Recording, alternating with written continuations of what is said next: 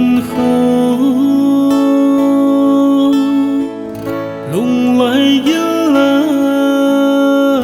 mang đình hina na mil dấu na hi khăn khô chênh ghen thấy lung nhìn na lăng dình nghe khen đinh cái ghé gì vang lung xịt na in khen dấu lâu mil đinh cái gỗ gì tiếng lệ lung miêu đi na phơ po lung lại ta cô lung xịt na rồi gì nghe họ lung đây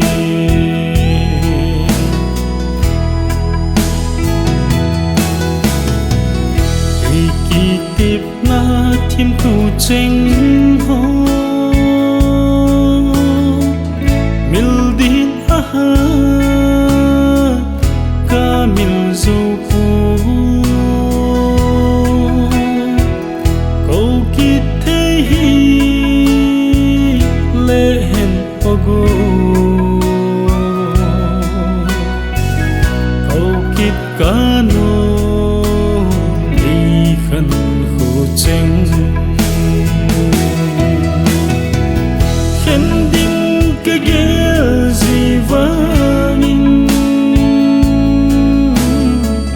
lung xịt na in khen dấu lâu mil đinh cái gỗ gì tiếng lệ lung miêu đi na phơ po lung lại ta cô lung xịt na rồi gì nghe họ lung đây